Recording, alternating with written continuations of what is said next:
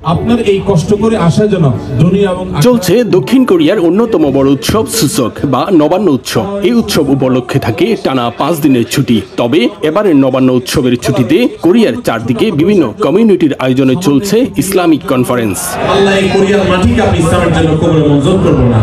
কোরিয়ায় ইসলামিক কনফারেন্সে যোগ দিয়েছেন বাংলাদেশের 2 ইসলামিক স্কলার শাইখ আহমদুল্লাহ ও মিজানুর রহমান আজহারি। দেশটির পুচ্ছন সিটির দেজিন ইউনিভার্সিটির স্টেডিয়ামে অনুষ্ঠিত কনফারেন্সে ডক্টর মিজানুর রহমান আজহারির আগমন এবারই প্রথম। তাদের মুখে আলোচনা শুনে খুশি প্রবাসীরাও।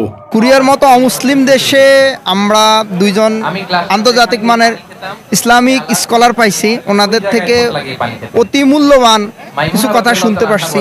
এটাতে আমি খুবই আনন্দিত।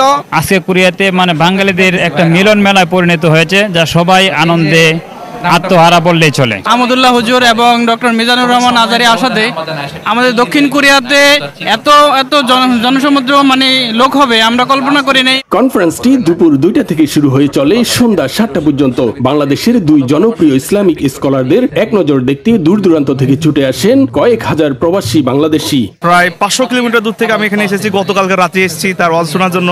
অনেক দূরে থেকে প্রায় 4 ঘন্টার রাস্তা অতিক্রম করে তাদেরকে দেখার জন্য আসছি। প্রত্যেকটা মসজিদ কেন্দ্রিক, মার্কাজ কেন্দ্রিক এইভাবে যত মাহফিল হবে আমরা সকলে যাতে অংশগ্রহণ করি এবং আমাদের মধ্যে একটা বন্ধন তৈরি করি।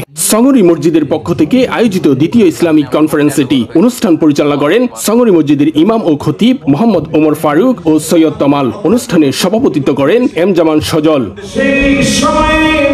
এদিকে সূচকের বন্ধে গেল 2 দিন ব্যাপী ইসলামিক কর্মশালার আয়োজন করে কোরিয়া মুসলিম কমিউনিটি। হসাং বাইতুল ফালাহ মসজিদ অ্যান্ড ইসলামিক সেন্টারে অনুষ্ঠিত এই কর্মশালায় প্রধান অতিথি হিসেবে ছিলেন সাদিকুর রহমান আল আজহারি।